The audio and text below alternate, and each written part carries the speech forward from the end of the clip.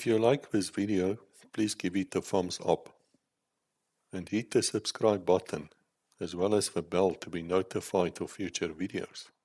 Thank you. Hello Internet. You know, it's boring for me to say to you I'm excited all the time, but I really am. I'm not joking when I say that. And a few weeks ago, we had the opportunity to speak to a commander of 3-1 Battalion, that is the Bushmen. And then as we spoke to another one, it was first Brian Adams, then it was PDF van der Merwe, and they told me a similar story. In the first place, they said not everybody knew about this unit, and certainly not a lot of people know about it. And we wish to inform people what happened at 3-1 Battalion. They were much more effective as a fighting unit than people actually know. I always thought of them as guys who just gave some Bushman trackers, you know, who's armed with an old R1, which is about as tall as them. That was my impression of 3-1 Battalion, and I apologize, I was wrong, because this was much, much more than that. And they're also writing a book.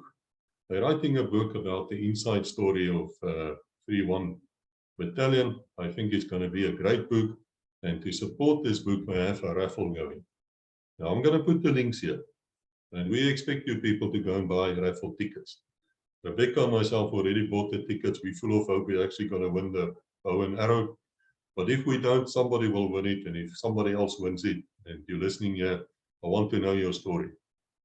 So today we have a couple of the 3-1 Bushman Battalion members here with us. Gentlemen, we are very grateful for you. Thank you for that. And since we don't know anything really about 3-1 Battalion, it's a good thing we have these men with us. We've got 4 of them here. There might be even more. So I'm going to ask each of them just to give a short background of himself, how he ended up in the army, how did he get to 3-1 Battalion. And once we've done that, we will go through the orientation, which we call it the orientation, but it's actually like a selection. And some of the people didn't make it actually there. Right. So let's start with Donnie. Donnie, can you tell us, please? You look like the oldest one here amongst us. How did you end up in the Bushman Battalion? Hi, Chris and everybody. Well, I was called up in 7/7/77. I had to report to the castle at 7 o'clock in the morning. All the 7, really like a Chinese puzzle and a Chinese jackpot. But in any case, went up to 6I in Grahamstown. 16, 17 August was called in for a roll call and told us, and the corporal told us, well, listen here, got good news and bad news. Bad news, asked him. He said, well, Elvis Presley has just passed away. And the good news said, okay, it's been extended your national service to 2 years. Of course, it didn't go well. Did selection, went to infantry school, did a 9 months infantry school.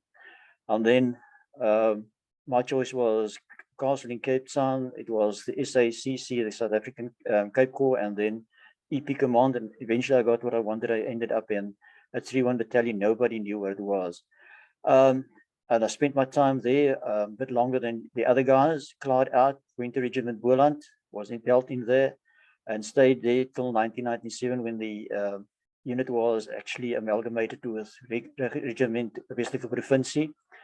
And yeah, that was basically the whole lot up till then. So Donnie, you ended up as a major. Yeah, I ended up as a major, second in command of that unit at that stage. Thank you, Donnie. Now let's go to Andre.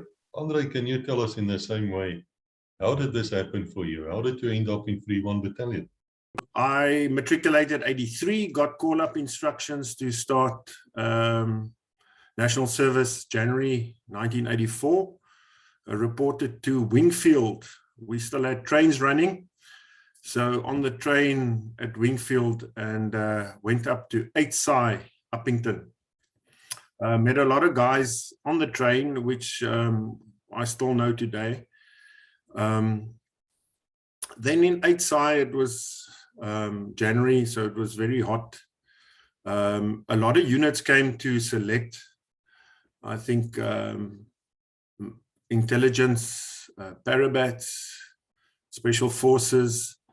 And when the infantry school guys came, I thought, okay, well, let's try this leadership thing. And it's closer to home, Oudtshoorn being much closer to Cape Town, where I'm from.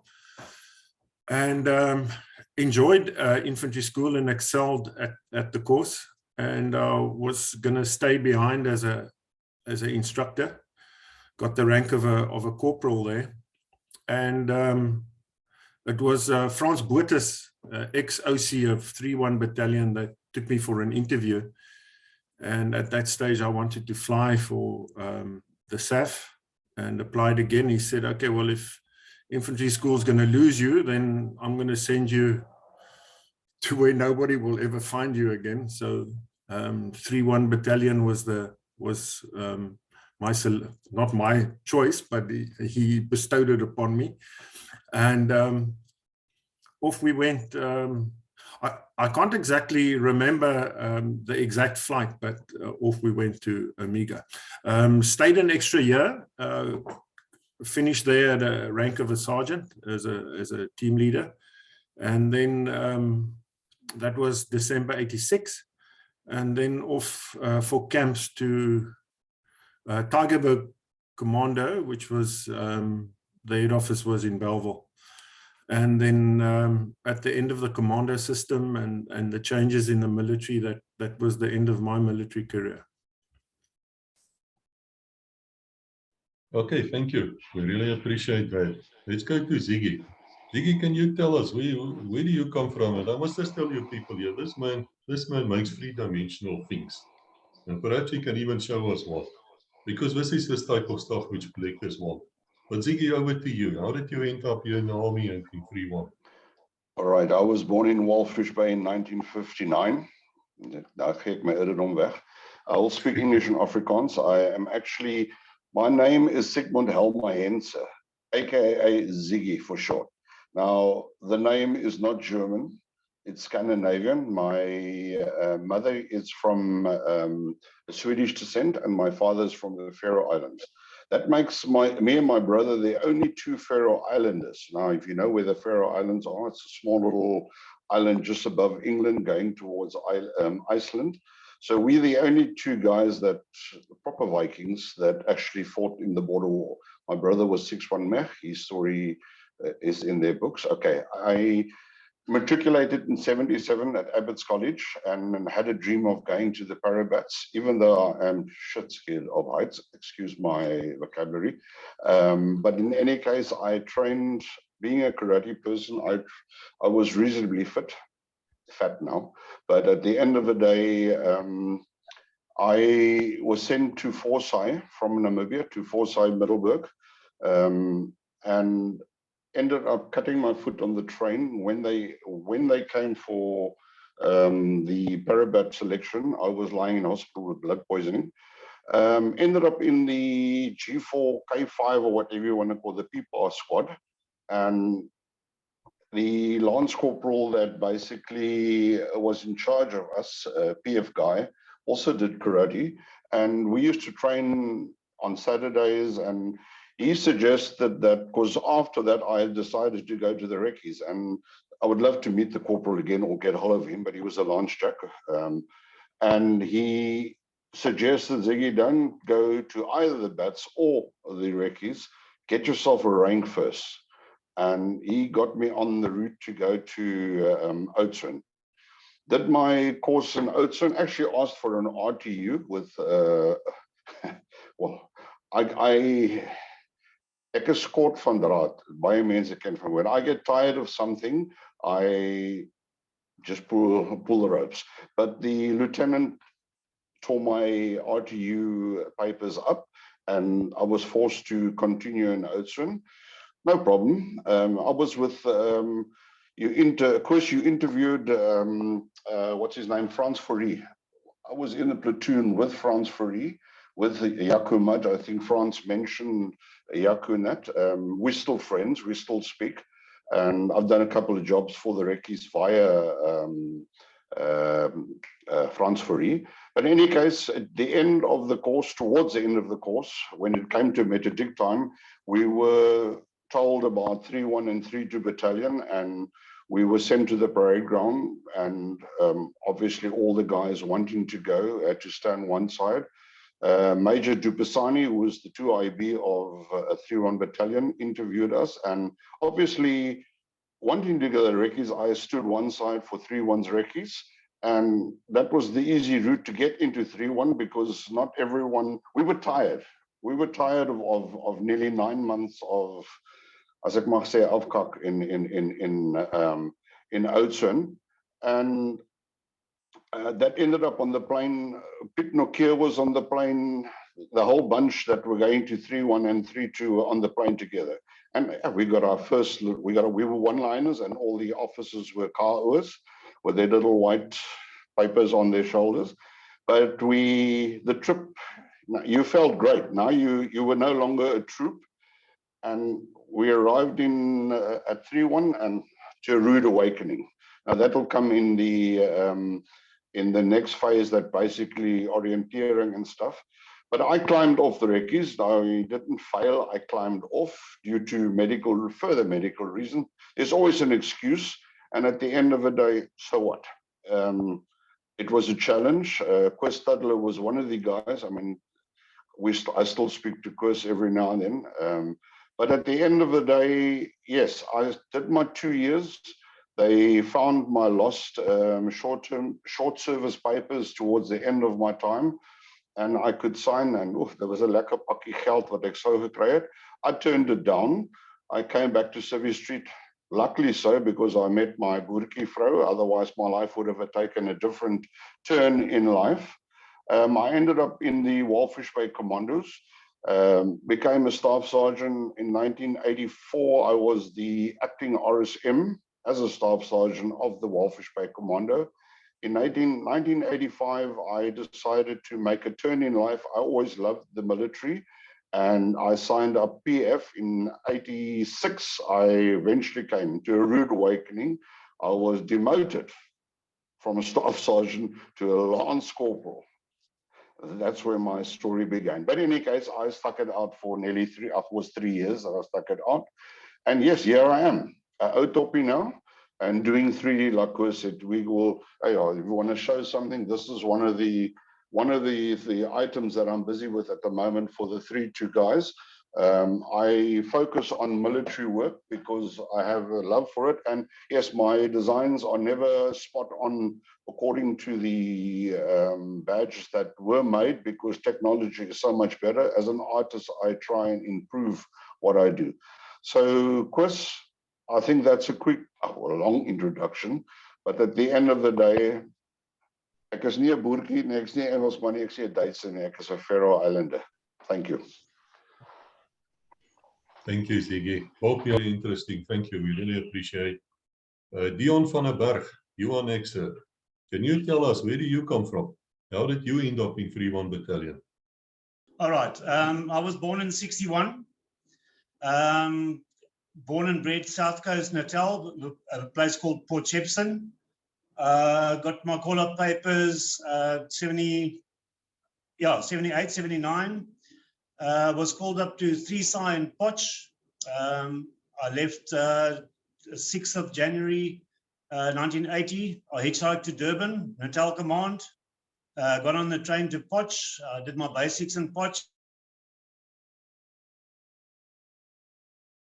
Thank you, Dion. We've had some problems with the internet. We will try to sort it out. But let us go over to Bob. Bob Edgar, can you tell me, sir, how did you end up in 3-1 Battalion? It's a long story. I'm a born and bred Cape Townian. I finished high school, and just before that, I got my call-up papers, and I did national service in 1972. So I'm one of the Oman, as they call us. I did my first camp in 1974 and then 75. And then those were 3-week camps. Then we got called up for Op Savannah to go with 71 Brigade in Cape Town. We were supposed to go up north. That thing fell through. We were lucky we went home, and then the next year, I think it was 76 or 77, we got called up again for 3 months. We went to the Brug and then flew to Grootfontein, and we were in the Deurgangskamp.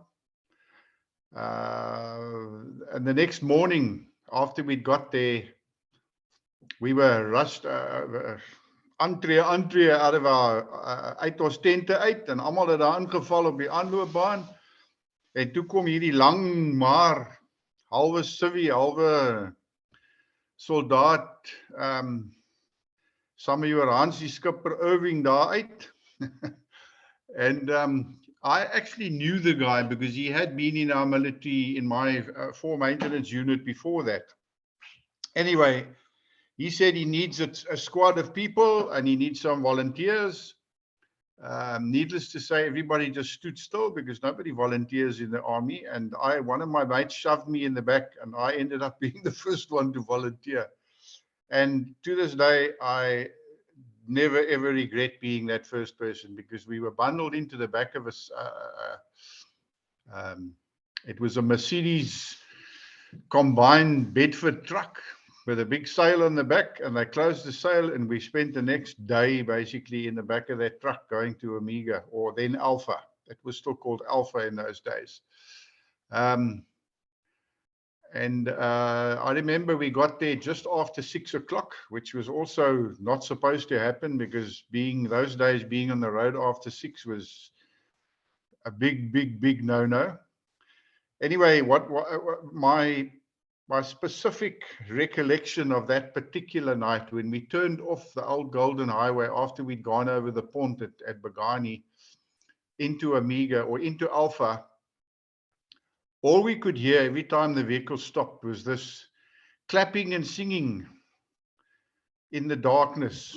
And then we went around this one down the road and through a little boom with 2 small Bushmen people standing there. And then suddenly we could see the lights in between the trees and this flickering. It was a hair-raising experience, to say the least, but that's how we got there. Then this, who I found out to be Major Koen Upton, came out, and he shat all over Hansie skipper because we were there after 6, and he introduced himself, told us if we don't toe the line, we're going to have to do with him. And then we were invited into the mess, which was the only mess at that time. It became, well, it was the officers' mess then. And we were all given a beer and a meal, and found ourselves with place to sleep. I just want to qualify here that that was a logistics group. Okay, I was OSC, or cardiac stores. So we were the support group for the unit at that particular time for the next 3 months. We had a Lieutenant Walters and a Sergeant Major Tony Cox, or a Sergeant Tony Cox, and then a bunch of us corporals and trooper with drivers and storemen and stuff like that. We went to bed that night.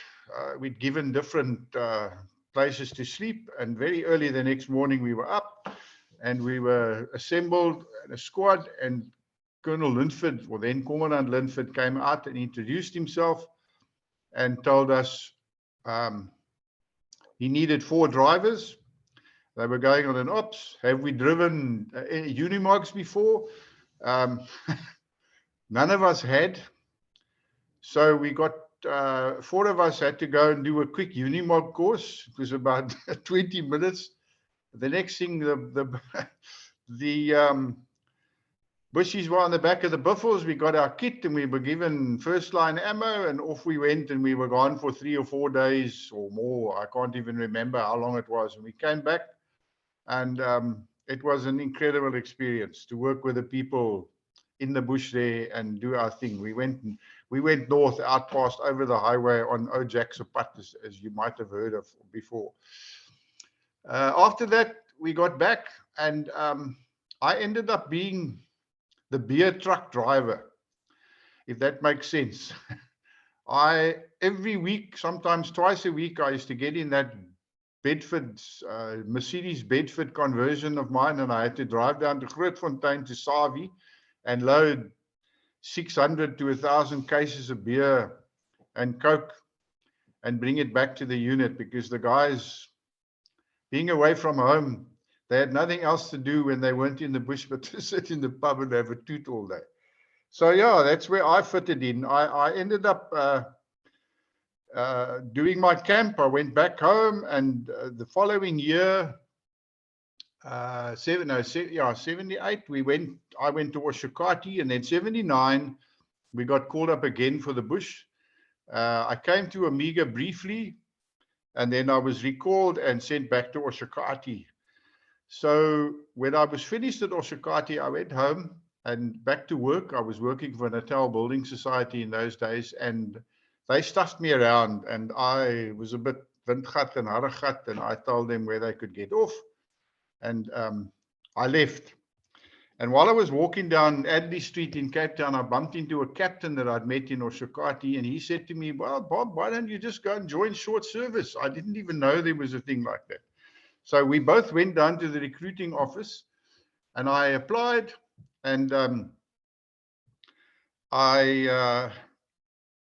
2 days later, they phoned me and they said, "Sorry, the place that you put down," because they offered us a choice of places to go to, and the place I put down was Alpha Camp 3-1 Battalion. Now, remember in 79, the name had already changed. So they didn't know where I was, where I wanted to go to. So I explained the Bushmen and everything else. And while I was talking to the guy, a chap walked past and he heard about the Bushmen, and he said, "Oh, that's Omega, man. That's 201 Battalion." So they knew where I wanted to go. 2 days later, I was on the Flossie off to Pretoria, overnighted there, and then I went to Katima, and I picked up, there was a Unimog, there was a Unimog there with some Tiffies, and they picked up guys off the Flossie, and I ended up in Omega. My quartermaster then was Lieutenant, soon to become Captain Bolly Ella Bolt, and there was a Sergeant Major, I forget what his surname was. He was the RQMS. He was known by those guys looking at me now as Sikki's Poop. I don't even know what that means. But anyway, he left shortly after me, so I ended up with that post. And cut a long story short, Bolly eventually left. He was transferred back to Pretoria. And over the process of the following years, to follow up on that, I was there for 6 years. I ended up being the quartermaster and also the acting log officer. So I was there for 6 years. I met my wife. She was one of the visitors there once. I was helping the guys feed the snakes, and these 3 young ladies were chatting to me above there, and one of them took my number and wrote me a Christmas letter, which I stuck in my bag. And when I got to Pretoria the following week, no, that later that day when I got the letter, we were actually on our way to Pretoria. And I, that night in the hotel, I found this letter, opened it, and it said, well, I couldn't read the handwriting properly, but it said that this person works at Kits Koppie, which was instant coffee. It didn't make sense. So anyway, after my shower and supper, we were down in the pub, me and Chris Skutter and PV, and there was another guy with us. We were sitting in the pub, and we were all trying to figure out what this PV van Heerd, and we were all trying to figure out what this Kits Coffee thing was.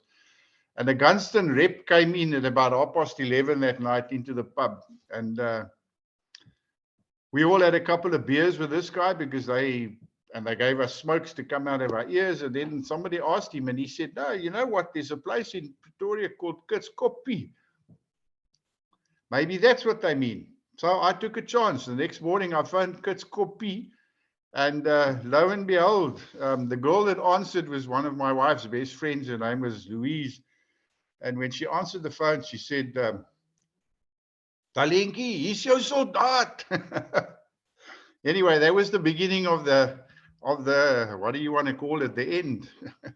A year, well, within that, yeah, a year later, I was married. So, and my wife spent the last year and a half with me in the Omega. While I was there under command of Brian Adams, Colonel Brian Adams, we went into an order group one morning, and he chucked over a message that they'd received regarding foreign overseas work, and they were looking for military assistance. And he said to me, have a look at that and come and talk to me after the meeting, which I duly did. And 2 years later, I was the assistant to the military attaché in Washington, D.C. So he was in Taiwan and I was in Washington. We had some good times. Quite a couple of oaks out of Amiga ended up being attachés overseas. But yeah, I left in 86 and I spent three and a bit years in Washington, and then I came back to Pretoria and I joined the ranks of the so-called Ganggogas. I'm going to get shot for this, but anyway. And eventually I resigned and went out into Civvy Street, and I had my own business for the past 25 years down here in Cape Town. That was my claim to fame. I don't know if there's anything else you want to know from me, but I know these guys on the picture because we've got a brilliant association, which we are trying to get going now with the book, hence this thingy. So yeah, let's hear what the rest of them have to say. Thanks a lot. Bob, yeah, I actually have a question for you. What do you mean you were feeding the snakes? What does that mean? We had a snake pit in front of the HQ. We had a Dr. Daan Bootes, who was I don't even know what the correct word is, but he was a lover of snakes, amongst other things. He's a specialist doctor today in his own right, but he was a snake man, and they eventually gave him permission, and they built a snake pit. They dug this big hole with a wall at the top, and they concreted it out and put some trees and stumpies and stuff in there. And as they came across snakes, they put them in the snake pit. And I was always curious because they used to feed them with mice, dead mice or white mice or whatever. We used to get a consignment of mice in from wherever once a week, and somebody had to feed these snakes. So I used to go into the pit, climb down there and put the things out and just watch my back. But I never had any hassles. There were never any problems. The snakes were pretty mellow, like most guys were in Amiga. And then obviously it was there for, viewing. The people could stand at the top and lean on the wall and look down into the snake pit and look at the different snakes and see what they do and don't do and whatever snakes do in the best of their times. And that's where these three girls were standing at the top. They'd been there on the visitors group and they were asking me questions about it. And that's where it came from. So that was the snake pit. I do believe it was eventually filled in, but that was way after my time, after I left. I may be wrong, but a funny incident that took place there is a matter of interest. We had two huge wat noem hulle daai groot slange? I can't hear the other guys' voices. But anyway, those, not anaconda, what do we call a leislang? We had two huge leislangs, a mannetjie and a wyfie. And the wyfie was a moose, a big snake. And the mannetjie was a small, stocky, harregat little oak, but he used to get out. And the first time he got out, everybody went crazy because they were looking all over the camp for this thingy. And we had an RSM there, Bless Otto. And they found the snake under his one daughter's bed. So needless to say, there was a bit of consternation and inasi there, and they caught the snake, put it back in the hook, and 2 months later, the same bloody thing happened. So they didn't even bother to go and look around. I don't know why, but they went back to his daughter's room, and there the snake was underneath the bed. So for some reason or other, there was a connection between that particular spot and the snake.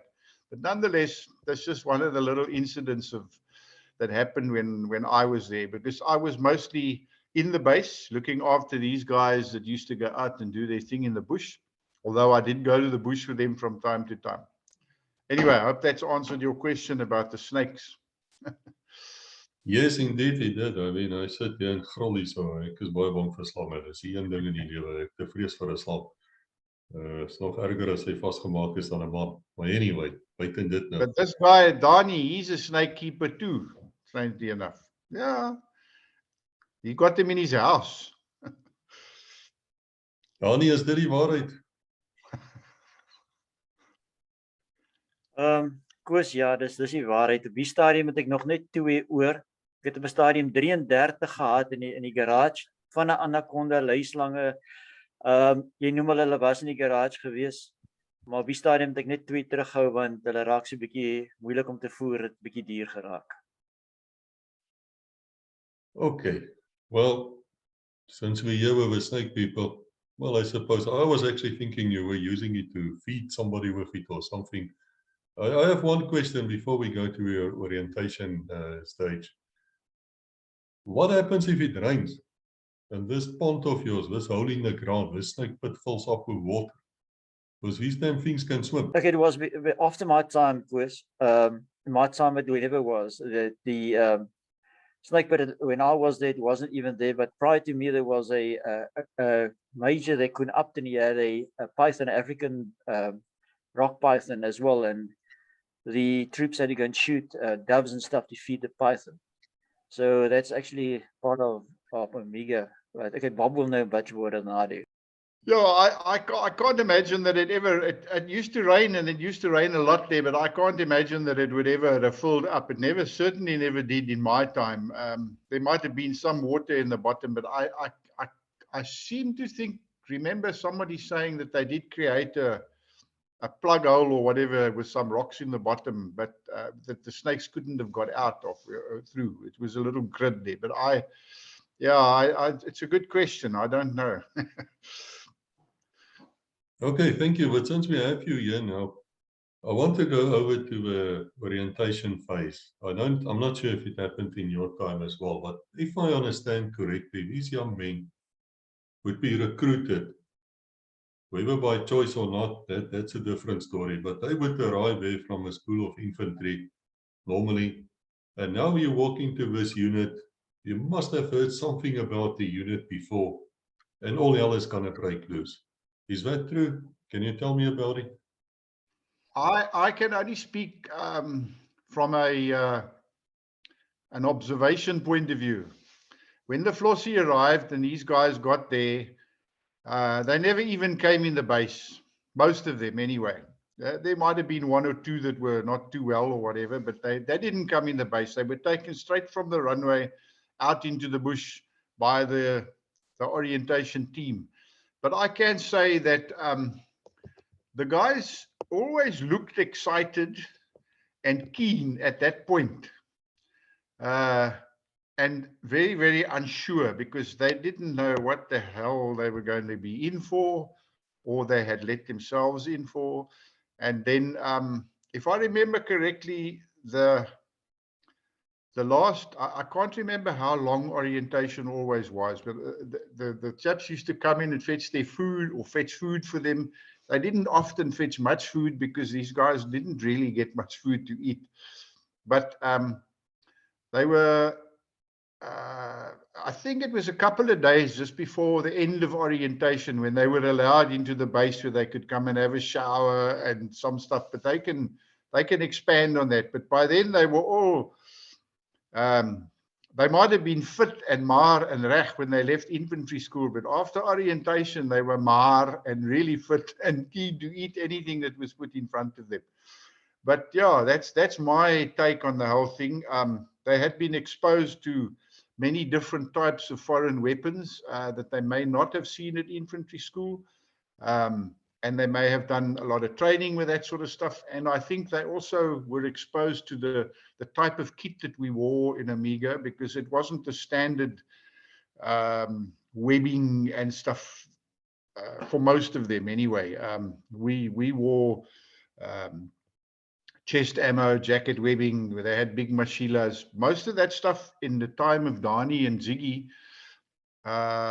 was used in so-called, from the clandestine store when they did ops where they were not supposed to wear normal clothing and stuff like that. But they can elaborate on that a bit more than I can. I'm talking now from the supply and bevoorrading point of view. I see Dion's back on the thingy, but that's my take on it. The first time I was really exposed to them afterwards would be after orienteering, when they all came to the store and they were issued different weapons and different clothing and anything else that had to go with where they were staying and whatever their ops or their type of work would have been related to that. And that's when I got to know the guys from there on inwards. I think we've heard now what Bob had to say from an overview of an outside view of what was happening at orientation, but let us go to the guys who are actually there. Donnie, will start with you since you say you're the oldest. I'm not sure you are anymore. I believe Bob might have taken you over here. But tell us what happens when you get off at aircraft there to Mega Airstrip and you're now waiting to see what's going to happen. So what happens? Okay, what happened to us? We were the first set of 2 years that arrived at Omega. We traveled by vehicle from Rundu and got after dark at Omega. And at that stage, the pub was going like hell, as the Omega always had. We stopped in front of, the guard room, as we used to call it. And here jumps out a guy, Frankie the Toy. At that stage, the radar drum wasn't radar drum. It was probably Commandant radar drum already. And he said, "What the F soek julle hierso?" So we had to explain. Now, we were a lot of medics, anything was on the vehicle.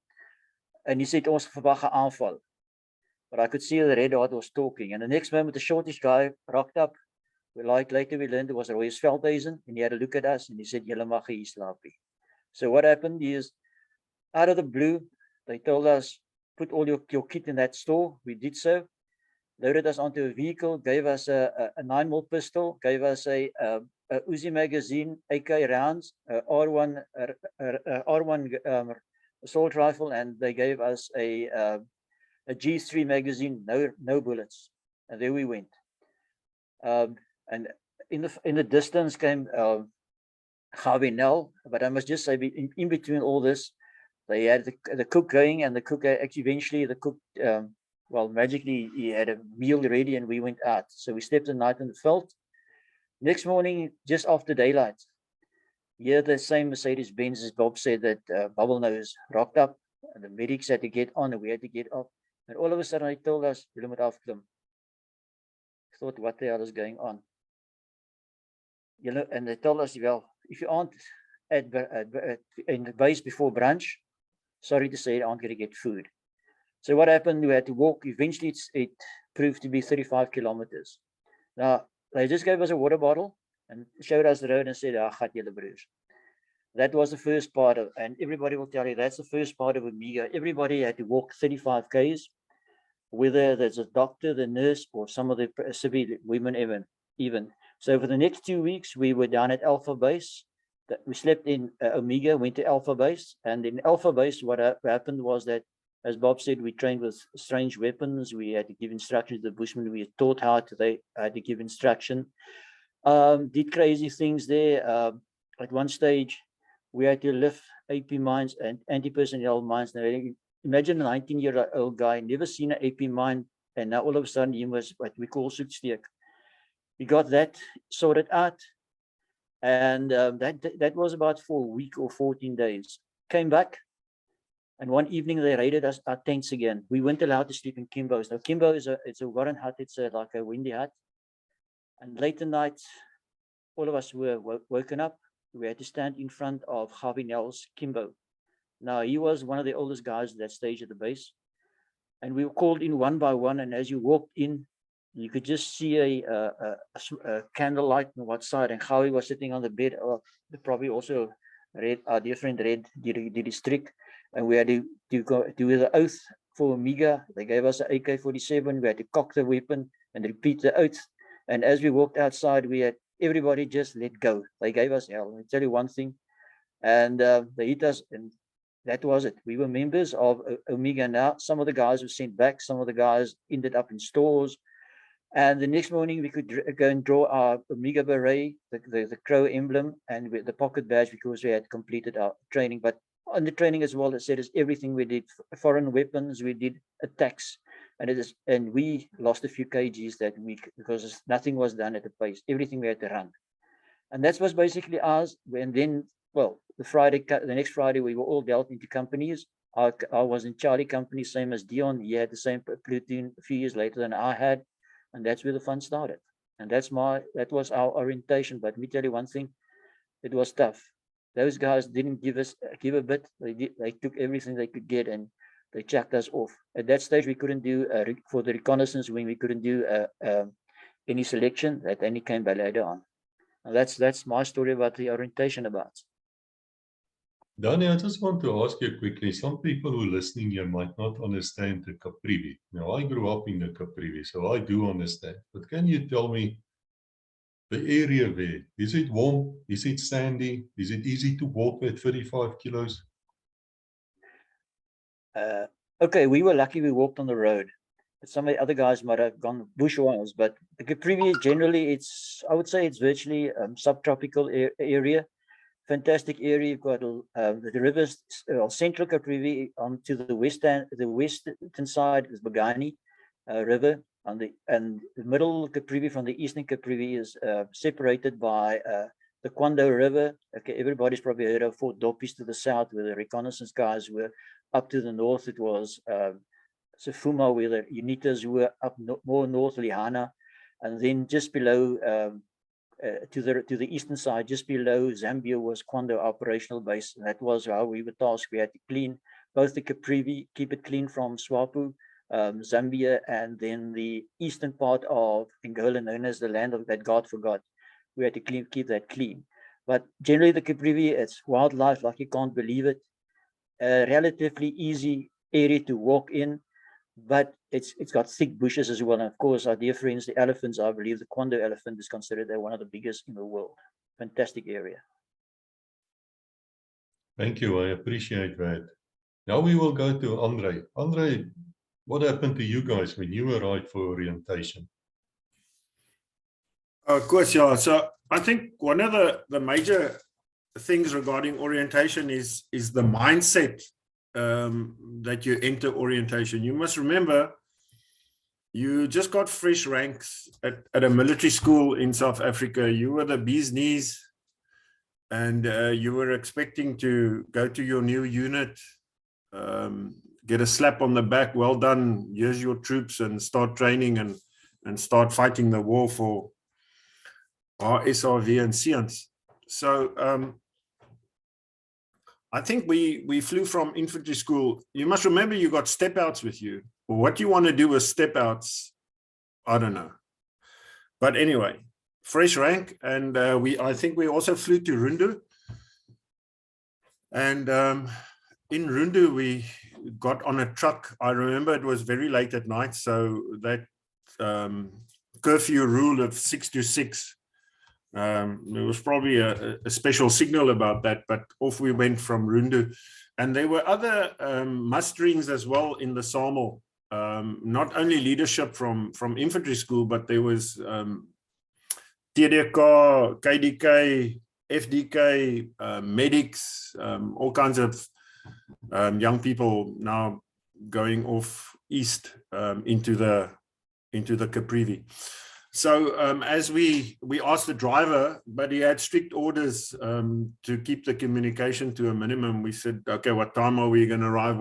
Is there meals at the mess and hot showers and things like that? Needless to say, when we arrived on the Golden Highway at the turnoff to the left to Omega base, they said everybody else can get off, but you guys from Oudtshoorn, you must stay on. And drove past the base. I think we made a right turn into one of the old camps. And for 2 weeks, we slept in a hole in the ground. Your balsack and your kit was under a bivvy somewhere, getting fraught and wet. And talking about the weather, it was raining continuously. It's December in the Caprivi. Rice wurms, Mupani wurms, all kinds of ants.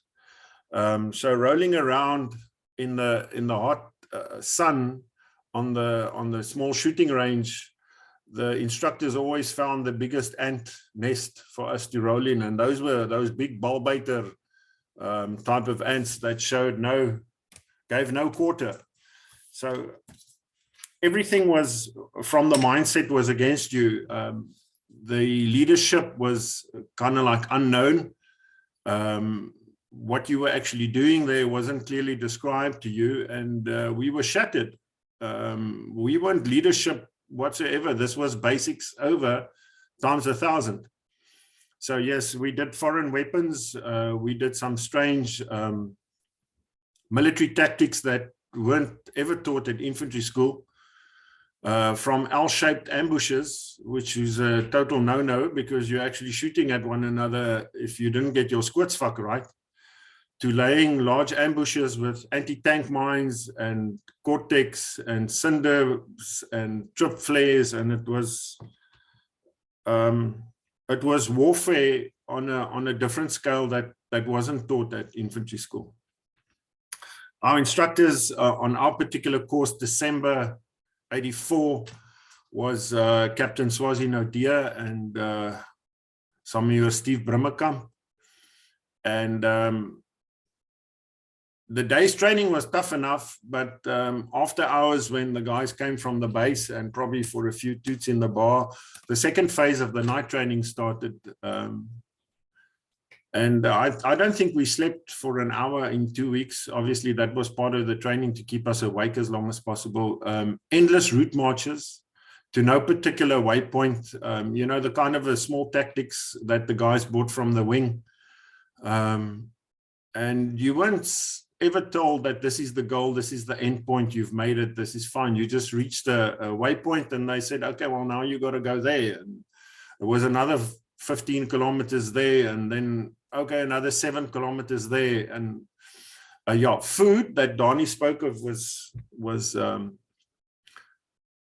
quite limited. Some of it tarnished with diesel, that old diesel story. We had that as well. So the food was there, but you just couldn't eat it. Woken in the morning or at night with small arms fire just over your bivvy to make you accustomed to getting revved. But one thing Omega was known for was excellent catering. Omega was a base that was somewhat regimental it was kept clean, and we received a lot of visitors from right around the globe. And we had a master chef, Sergeant Major Shackleton, and Sergeant Dave Wilson, I remember distinctly. And these guys could lay on a spread next to nothing. So finishing infantry school mid-December, and our orientation went right over Christmas, the 25th, we were out on a route march. We were wet, we were dirty, we were gatful. And we walked into our base at about, I think it was 7 o'clock at night. It was already, or later, it must have been a bit later because it was dark. And I thought my mind was playing tricks on me, but we saw a table, white tablecloths, chandeliers with candles, glassware. I think there might have been a bottle of wine on the tables. There was definitely 2 cold beers, and there was lobster, and there was the best. We had our Christmas dinner, I think from 8 o'clock, 10 o'clock. The guys were absolutely flabbergasted. Obviously, this was part of the mind game. Drinking 2 beers when you only weigh 70 kilos, and like myself, I'm 6'6", it goes straight to your head. I think we were all in bed at about 10.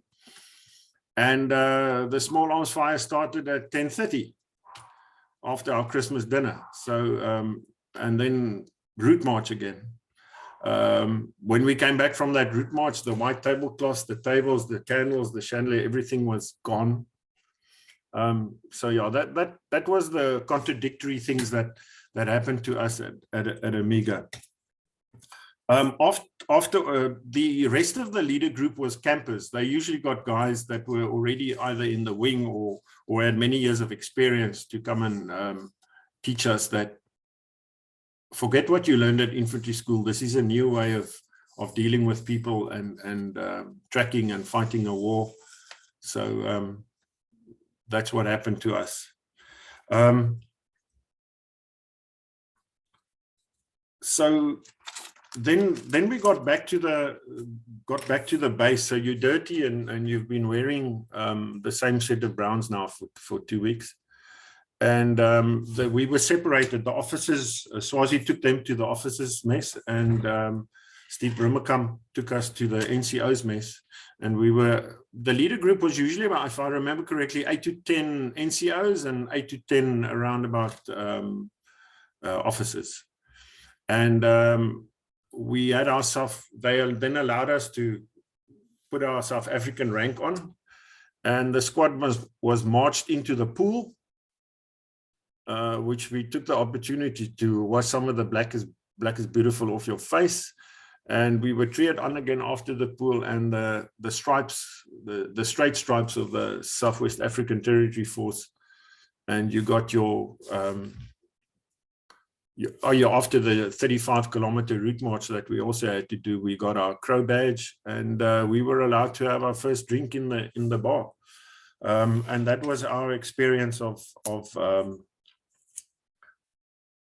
Amiga orientation. And the wild animals, there was that first rain, or the rain always brings on these reismere. And I remember that this flying reismere was everywhere. It was in your ears, it was in your kit, it was in your sleeping bag. There were swarms of them. And that's how we started at Amiga. Then you were assigned your company. I was in Alpha Company. I got Platoon 1. And then we got Wiscorp very, very quickly. In that stage, we were fighting a different kind of war. It was the Gesamentlike Monitor Commissie. And that's a topic altogether that we have to talk about. The JMC. I think the head office was at Onjiva. And that's where my first deployment was. And while we were talking about snakes, we can do a whole program on snakes. But that's a topic for another day. I have absolutely no doubts that we're going to have a lot more episodes with you guys together. I've got no doubts about it. Time will not allow us to go into operations, things like that now. This is just the introductory episode, just to show the viewer, 3-1 Battalion, what happened when you arrived. We're definitely going to talk further what happens when you go in operations and you meet your Bushmen for the first time, what goes through your head. We'll get to that. And we'll talk about snakes as well. Or perhaps I can get somebody else to talk about snakes with you, because I'm really scared of it. Anyway, thanks, Andre. We appreciate it. I have just one question for you. Sonbesies. Was daar enige sonbesies aan die skree tydens hierdie oefening van julle? Because I can't remember sonbesies in particular, but you know, mosquitoes at night and scorpions. If you lie like this, as you do with in a sleeping bag in the bush, this part of your arm is thin skin, and it's a favorite target for scorpions. And then you've got those horrible spiders. They're not actually spiders, baardskieders or something like that. We used to have a competition between scorpions and these things in a sand pit. But Mopani vlier, my goodness, we used to wear that crocodile Dundee type of attire to try and keep the Mopani vlier. The army issued you with a brown scarf with holes in it. It was too damn hot to wear that thing. So Mopani vlier was a scourge.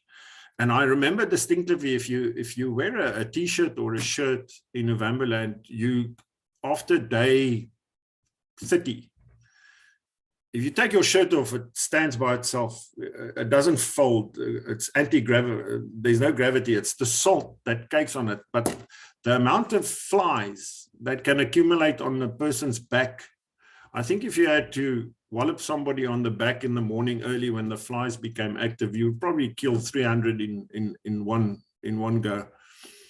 But yeah, that was terrible. The insects and the mosquitoes and especially the Mopani flies. They were in your nose, in your eyes, in your ears. Horrible creatures. We'll have a separate talk about likkewane en slange en aardvark uit 'n gat uithaal. That's one of the things that a bushman can do very well. But let's hear what Ziggy has to say. All right. Can you hear me?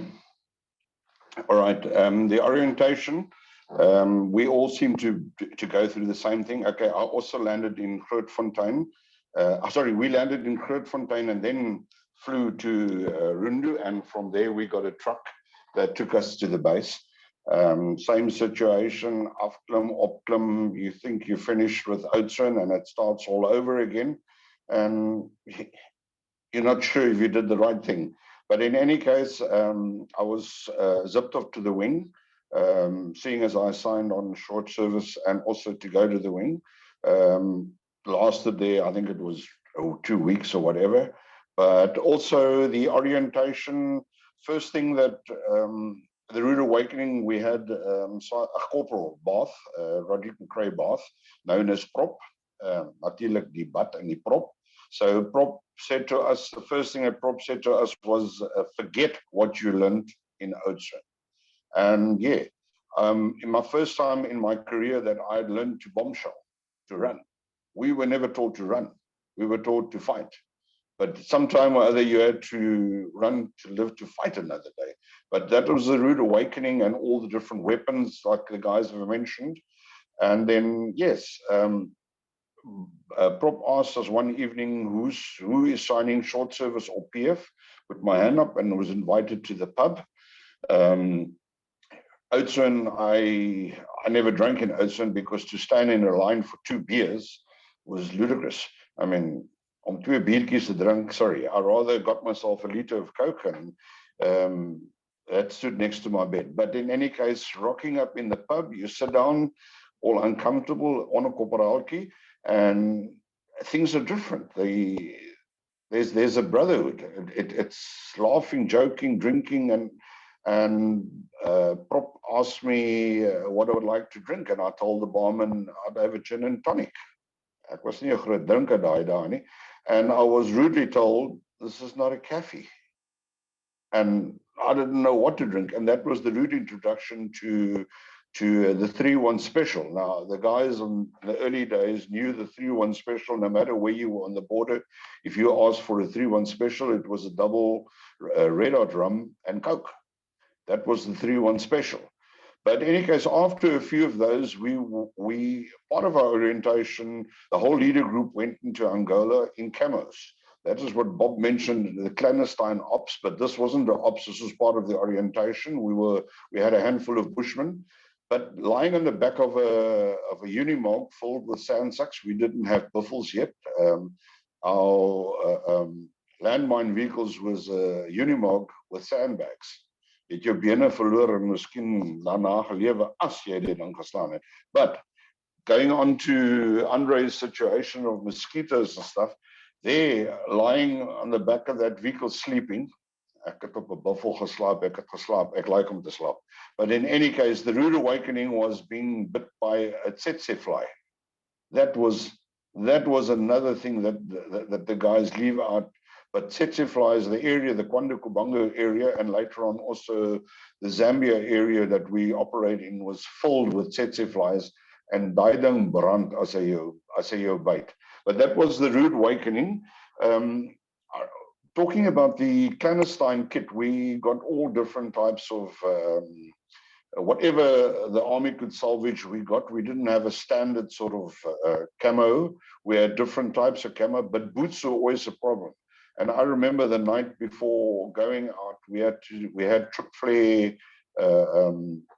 stands we put into the fire to burn our boots, that they weren't the normal standard stripe South African boots.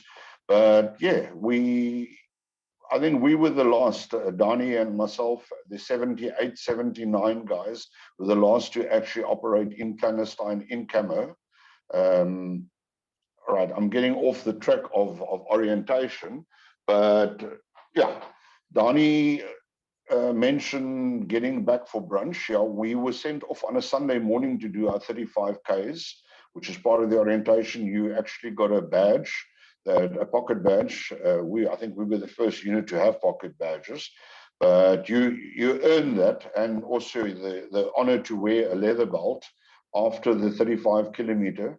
But if you missed that brunch, jy het eers kos vir die aand gekry. So that was on it. You had to walk your situation and get there in time for the brunch. And when I say brunch at 3-1 Battalion, it was a sit-down, full mixed grill. I mean, the food was something, not in the bush, but in the base. The food was something excellent. It was unreal. We didn't have Shackleton. We had Pedro. Pedro was a Portuguese refugee that made food, and really, I mean, even you sat in the afternoon in the pub. The pub opened on a Saturday from I think 12 until 1 or something like that, and then opened at 5 again. So we would buy ourselves a case of beers and shove it under your seat, each their own case. And Pedro would rock up about 2-3 o'clock in the afternoon and bring us a lot of snacks. I mean, it was like a hotel in the base. But when in the bush, we went through the same at everyone, min kos and swaar kry. But yeah, those are a few things that I can remember. If we go to a full situation, I've got more to tell. Kom ons kyk ons daarby kom. En ja, daar's nog baie. Daar's baie dinge wat gebeur het op Omega.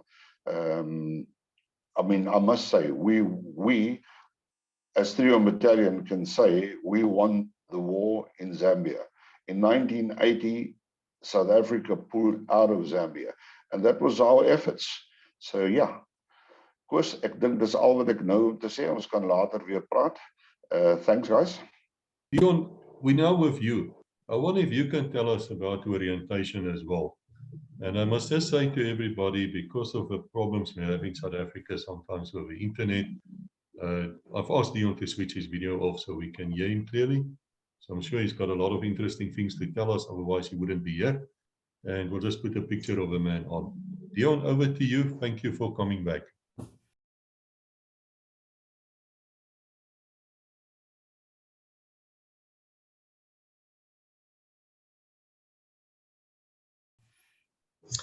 Thank you, Chris. Yeah, basically arriving there, as I mentioned earlier on, there's a whole bunch of us, 16 of us together that left infantry school.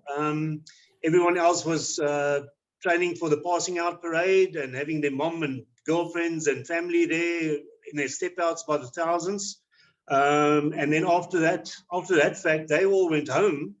Had a little 7-day pass and then only went to their units. Anyway, so we gathered our balsucker and whatever we had on the Flossie, landed at Grootfontein, and I'll never forget that when that door of that Flossie opened and that white glare and that heat hit you like a 5-pound hammer on your chest. It was just unbelievable. Because obviously your little stint during Oudtshoorn up at the border was not in the middle of summer. It was a little bit cooler and a little bit more manageable and bearable. Anyway, same story. Back fly to Rundu, back of a sawmill or Bedfords, over the pond at Bagani. But by that time it was also late, so bypassed the turn off to the camp, and next moment stopped in the middle of nowhere. All you could see is I think there was one big tree and a little kimbo, as Donnie mentioned, a little hut. That was what we learned after the fact. It was the old Alpha base, where 3-1 Battalion actually really started. Yes, so you were given either a sandsak or a ammo box, and sometimes both, and either or. So you whistled around a little bit, but nothing was done at walking pace. Everything was on the trot. Doesn't matter if you went to the loo, if you went to grab a bread roll or a piece of bully or whatever, that was your meal for the day. It was on the trot. Andre mentioned about Mapanis and all that jazz. In November, December 80, when we got there was an infestation of flies. So much so that Koos Stadler and Patty van der Merwe, our two trainers, before you got any meal, you had a lion matchbox, and you had to have 50 dead flies in the matchbox before you could chow. And that's how we sort of tried to control it, but it was impossible. It was millions and millions and millions of flies. It was terrible. I mean, I could handle the Mapanis, and as Andre also said, you take your webbing off, and your back is wet from obviously perspiring, and it's actually just black. Your whole back, your browns is just black, just a mass of flies. But yep, and then obviously from the word go, when you got there, it was everything at infantry school out the window. Everything you taught, everything you thought, everything you learned, it was gone. It was non-existent. And I actually physically saw, especially a couple of days in, saw some guys cry and break down, and then next moment they're on the Unimog. Yeah, we didn't have buckles, as Ziggy said, on the Unimog, and you never saw the guy again. So that was it. So you just had to bite fast. You just had to push through, and they broke you mentally and physically, or they tried to. So much more so than either basics and or infantry put together. So much more so.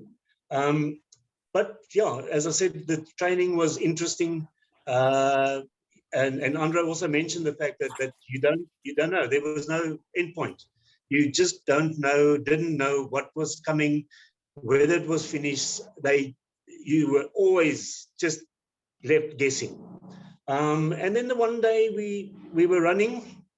There's a little 2-spoor paadjie running due south to the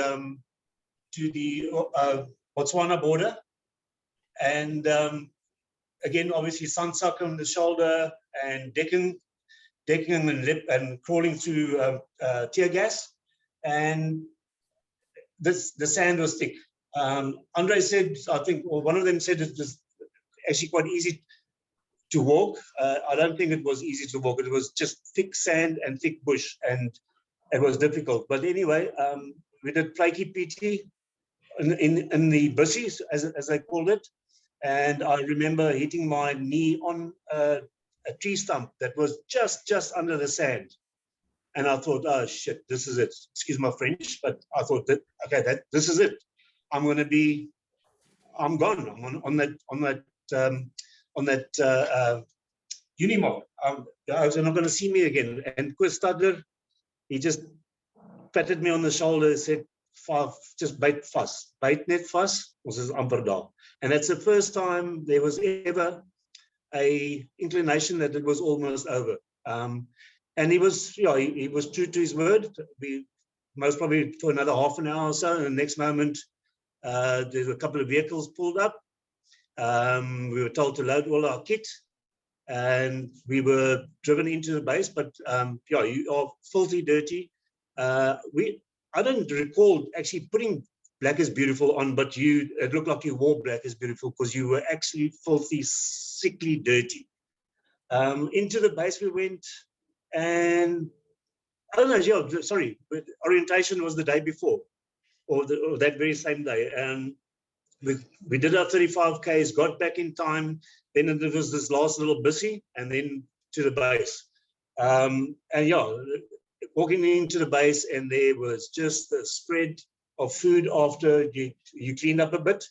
And then I didn't have the luxury of staying very long in the base, as I had to take over my platoon in the bush before clearing out. I think the clear out date was the 18th of December, and I actually met my platoon and the previous my platoon commander and leader element in the bush, old Linda Pitter. He was the lieutenant at my unit, Charlie 4, and took over in the bush, Christmas, New Year, and then only back in the base. And then I started realizing what a fantastic, absolute, beautiful lodge come game reserve come whatever the base really was. But it was special.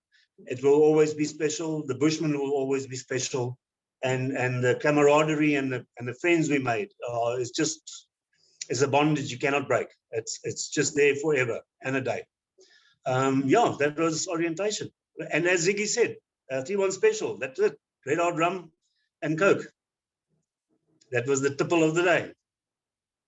I must say to all of you listening here that all of these men and many more of them will actually come to legacy in the future to tell us the entire story. We're just touching on it now. We're just introducing this marvelous battalion to you. And I think from what you can hear here, I think we can agree this was the elite unit. And perhaps he didn't have all the glamour and the things of some of the other units, but I'm impressed, and so should you be. So what I'm asking now, I want to go to this book. We started this entire series almost of 3-1 Battalion because it's about the book you guys want to write. And if it's going to include the stories you were telling me, yeah, I can tell you it's going to be a fantastic book. And we also know that publishing a book costs money. Ask me, I wrote a few books in my life. You have to pay the printers up ahead, you know, they don't do things for free, unless you are very famous and then you don't need them anyway. But normally you pay up front, and to get the money to pay up front, 3-1 Battalion through the association is running a raffle. It's the second time I'm mentioning it. I'll mention it on the Citrex as well. Please subscribe to this raffle. We still have a little bit of time to get some money in. You can win a bow and arrow. I'll put a picture for you here what you can win. It's only 50 Rand a ticket. Rebecca and myself already got tickets. We think we're going to win. I'm always confident. There's no cheatery going in the background. I must tell you people. It's not that, no, let me not say that. Anyway, Donnie, can you tell us please, what's this book about? Hi everybody. Okay, the book. People make the biggest mistake on earth usually when they compare units. You can't compare a unit for the simple reason is that the composition differs and the task differs. And that's where the uniqueness of a 3-1 Battalion, 201 Battalion comes in. We were a specific unit. Nobody knows what we did, or few people rather. A lot of stuff was done in silence. A lot of stuff never appeared on any reports or any stuff. And the idea is to tell everybody who we were, or we are still, because we are still 3-1 Battalion, the Crows. And the whole idea is to tell people what we did, so they can understand. It's the idea behind the book. A few of us are involved is to give a personal account of what happened, a personal account what didn't. A lot of people have got misconceptions that we were only a lot of trackers, but we were a full fighting battalion. And I think we're going to raise a few eyebrows. The rumor is that we had the biggest vehicle ambush that we actually was successful one. Rumor has it that we had the longest follow-up in the South African Defence Force history. A lot of other things, but let's settle that. But it's a unique unit that has to tell its story, because at one stage it was a complete secret unit. Nobody knew what's going to happen, and that's the basic idea. The whole project has come far. We're busy at the stage, getting in stories, getting in articles, photographs, plenty. Well, illegal, whoever happens to bother about that. But we're getting there, and that's the idea, to get our story out there. The story has to come out. It has to be told to everybody. And the other thing is, we are getting older. Our children must know what we did and why we did it. And that's basically the whole idea behind the story. We need money. Dion sponsored the bow and arrow, genuine Bushman bow and arrow. And Dion can tell more about that as well. Andre has contributed a lot. Ziggy has done a lot. Uncle Bob, he was the official photographer. And Dion also, he can tell many a story that will make people their eyes absolutely close. They can't believe it. For instance, he fell with he was wounded twice. A chopper incident with chopper fell, 1 or 2 contacts. Same with Andre. I think he's missed a landmine. Ziggy was in the HC when it was awarded the first let's put it as non-white person who was awarded the HE. He was involved in the Johannes Conga incident, and of course Uncle Bob, without him we wouldn't have be able to do anything. He was the backup, he was the backbone of everything. I mean, we needed petrol, we needed ammunition, we needed everything. He gave us a lot of crap sometimes, but it's okay. We love him for that as well. But that's basically the background. Thank you very much, Chris. Appreciate it, absolutely. May I ask, if someone is listening here and somebody wants to contribute in some way, what should they do? Is it possible to buy this book sort of ahead, through the association, or should they just contribute financially, or what do you guys want? Okay, if I can answer that question. At this stage, we're still busy gathering information. And I think after that, we'll make a final decision. I don't know if Dion or the other guys know exactly more, but that's the basic idea. Ziggy might know more as well about that. But we're still in the process of gathering information. And quite honestly, the guys in the archives are digging out stuff that's absolutely, you can't believe it. Like just now it was mentioned about the animals. We had a whole zoo there, for instance. We even had a tame elephant at that stage, where the slechtste troep op aarde was the keeper. And a lot of things will come out, but we're still busy with the information, gathering information. Perhaps PD will know more about that, and Ziggy perhaps more as well. But we're getting there. I've made a suggestion that our book only comes out in 2024, because that will be the 50th anniversary of the unit. I'm not the person to make the decision, but that would be, and it gives us time, but time is running out fast. We actually ask the guys to start like we're doing here. It's not easy for us, and we for a camera to sit and to praat nie. You all can do it. I'm reaching out to a couple of guys on my time, and that's what basically, if I mention Swazi is one of the oldest guys in the unit too. You spend time in the bush, and that is our objective too, is to bring that personal touch. Most books are written on statistics, and statistics are soveel dood, soveel dit and that and that. It becomes boring. So our objective is to have the humor, the pain, the heart sore. I mean, war is not an easy thing to carry it over to the people. In a ons was daar situasie, nie deur some other journalists. So, and Donnie's doing a fair job. He's a hard job, a fair job. This comes from 2009, we made the decision. Actually, in 2006, Donnie and myself got together and we started talking why and asked questions. So it's a long journey. I ask the guys, please, to start telling your stories. Don't wait for us to publish this book and say, that's wrong and that's right. And sulke dinge, dis te laat, manne. Please, approach us. If you don't want to speak to a person, you can speak to anyone of your choice. It can be recorded. Zoom is available. Zoom has brought a bonus factor to this whole situation. Dis nie nodig om 'n vuur te gaan sit nie. Dis lekker om 'n vuur ek het nou die dag met Swazi, MC Elof and a whole bunch of guys. You'll be surprised after 1 or 2 drinks, the amount of stories that come out, but you haven't got you're on set up recording these things. So those guys, we've got abundance of photos. Donnie can tell you how many photos. I believe it's over 5,000 photos. We went a lot of cameras. Imagine hoe die goed uitgekom het. But all those photos need the background story.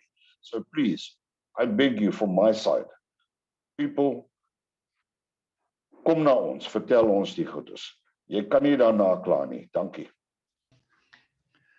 When I was in Washington as the assistant there to the attaches, we were invited the first year we were there, 87, to attend a SOF gathering. I'm sure you know what SOF means, Soldier of Fortune.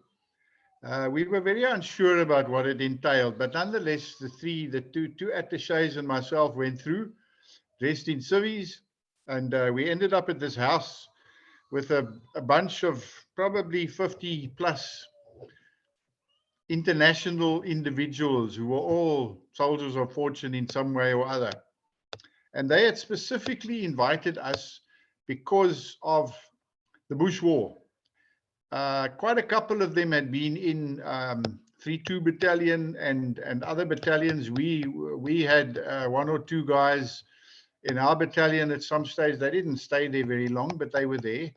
But when we were given the chance to introduce ourselves, and I told them I was from the Bushmen Battalion, 3-1 Battalion, sister unit to 3-2, these oaks flocked all over us. They had all heard about it, but they hadn't heard anything about it, if you know what I mean. And they wanted to know everything they could know about it. In fact, many of them wanted to go back and join the unit.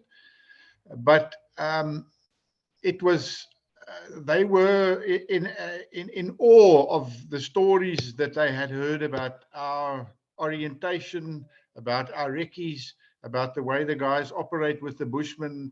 And I think something like this, where the guys are going to tell their stories, they're going to put the ha-ha side to the stories and not the peculiar side, although that can be there too. And it's going to be fantastic because having been in the base, as all those guys said, you know, Andre talks about the animals, Ziggy about the other things that happened in the base, Dion.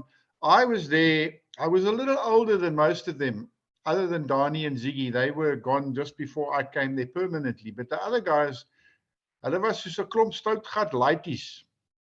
As hulle nie in die bos was nie, was hulle so 'n klomp laities wat flippin allerhande streke aangejaag het en allerhande dinge aangevang het. Andre, soos hy daar sit met hy ding hier so, he was a weapons freak. He would try and convert RPDs and RPKs into an Andre special, and I can tell you stories for all week about things like that and guys like him. And it was an interesting aspect of it, looking at it from my point of view, to see those guys and then going into the bush with them to see what they actually needed in the bush. It was a privilege. And then come back, and everybody had his own likes and dislikes, but these sort of things I gather from Dani and Ziggy and them, that this is what's going to come out in the book. And I think that's going to make the book. It's not going to be one of these 3-1 battalion, this guy, that guy, opened this day, closed that day, did this, did that, and so many people were dead and not dead and wada. It's going to be a good storybook, and that's, I think, going to make the difference. I think that's my opinion. The idea of the story, if there's a movie that I watched a couple of years ago called The Vantage Point. Now, you will always get the argument between soldiers. As if you take the attacking front, it's over a kilometer. It can be. Everyone was there, but each person experiences it differently. And that's where the vantage point, this is what me and Dani spoke about from the beginning, is that it's not a question who's 100% correct. It's what you felt at that moment when that incident happened. That is the concept that I basically see, is I hear people sit behind in a pub and say, that didn't happen. But sorry, you were not on the same position as the other guy. The numbers of kills, the number of wounded, those are statistics. But how you experience, your fear, the humor you found in it. I mean, I read a book in an ambush. I mean, sorry, I can even remember the title of the book, but that will come out later on. That'll come out in the book. We don't want to give too much on the situation, but ons het, soos Bob sê, ons het almal aangejaag. Ek wil nie sê wat ons aangejaag het nie, maar selfs in die bos het ons dinge gedoen wat nie reg was nie, wat reg was. And let's laugh about it. Ons is oud, wat ons aangejaag het, dan kan ons maar oor praat. Reveal it all. Thank you. Okay, thanks, Ziggy. Dion, can you tell us, do you have anything to say, or tell us perhaps about that bow and arrow which you sponsored for a raffle? Chris, actually the bow and arrow is a legit, real McCoy that Andre sponsored. I made the frame and I compiled the whole display box come unit for it. So it's a joint operation between the two of us. Just getting back to the book, as Ziggy just touched on it now, you know, you can be 5 meters apart in the same contact, and your experience is totally different. And that is why we need to tell these stories. And the other reason is it's part of remembrance. And if we don't remember, the government certainly won't, and no one else will. So it is actually our duty to write these stories down. It's not just a whim or something, it's our duty, because it needs to be told. It's history. It's a huge part of our makeup and how we raised our kids, how to influence our decision making. It was definitely part of it. But yes, unfortunately, as you mentioned, some of our founding father, Colonel Linford, has passed on. Pete Hall is not with us anymore, and the guys are getting old. So we need to get their stories as well, because that's also part and parcel of who we are, what we are, where we are today, and everything. And I'm so privileged to be part of the unit and part of this whole setup and talking to you. And sharing the stuff with my friends and colleagues. It's amazing. It's amazing. Okay, Dion, dankie man. Ek gaan jou weer mute. Andre, jy wou iets sê. Ek sien jy het jou vinger gelig. Ja, net 'n vraag vir Dion. Dion, daai sein wat die een Swapo commander vir die ander ene gestuur het, of vir die division of wat ook al, gaan daai bewoording, is dit iewers in die kassie wat jy gemaak het, of miskien agterop daai sein wat Skols van Wyk vir ons gegee het, waar die een Swapo commander vir 'n ander of vir sy area waarsku om te sê dat julle moet oppas vir hierdie Busmans, hulle gaan julle gat skop. So I just hope that is some way described in that in the glass cabinet made by Dion. Okay, if I can come in there, Andre, if Dion hasn't got it, I've got it as well, and I can give it to him. Okay, guys, it will be in the form of a little brass plaque.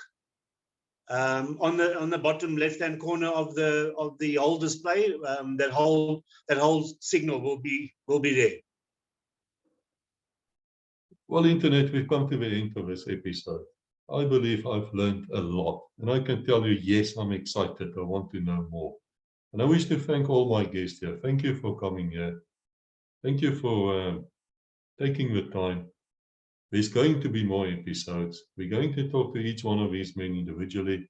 There's going to be others as well, yes, including the Bushman soldiers themselves. Through the association, they've been set up for us to record. We are very grateful. For the rest of you, if you have a story, please come and tell me. Don't let it die with you. You know, there's no other way.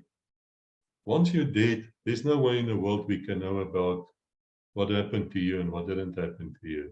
So let us create a library where we can have our legacy for everyone to come and watch, because we're proud of it, and we damn well ought to be proud of it. So thank you for all of you. Until we meet again, God bless.